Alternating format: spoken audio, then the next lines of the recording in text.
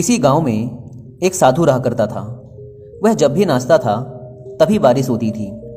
इसलिए गांव के लोगों को जब भी बारिश की ज़रूरत होती तब यह लोग उस साधु के पास जाते और उनसे अनुरोध करते कि वह नाचे, और जब वह नाचने लगते तो बारिश जरूर होती थी। कुछ दिनों बाद 4 लड़के शहर से गांव में घूमने आए। जब उन्हें यह बात पता चली कि किसी साधु के नाचने से बारिश होती है तो उन्हें यकीन नहीं हुआ।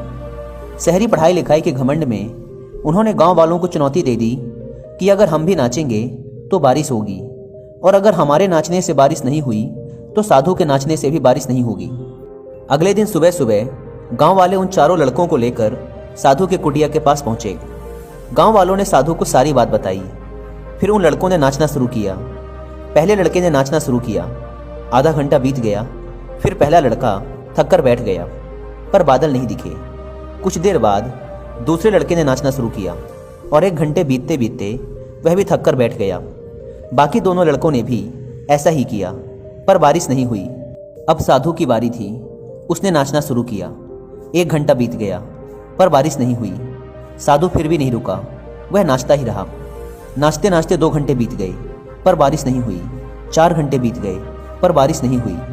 लेकिन साधु तो रुकने का नाम ही नहीं ले रहा था।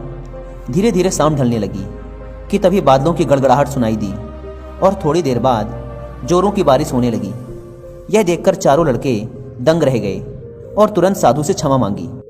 फिर 4 लड़कों ने साधु से पूछा, बाबा, भला ऐसा क्यों कि हमारे नाचने से बारिश नहीं हुई और आपके नाचने से बारिश हो गई? साधु ने उत्तर दिया, जब मैं नाचता हूँ तो 2 बातों का ध्यान रखता हूँ।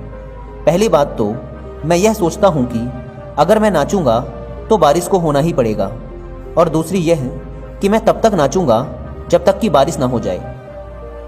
सफलता पाने वाले में भी यही गुण विद्यमान होता है। वे जिस काम को भी करते हैं उसमें उन्हें सफल होने का पूरा भरोसा होता है, और वह तब तक उस काम को करते हैं जब तक कि उसमें सफल ना हो जाएं। इसलिए अगर हमें सफलता हासिल करनी है तो इस साधु की तरह ही अपने लक्ष्य को प्राप्त करना होगा।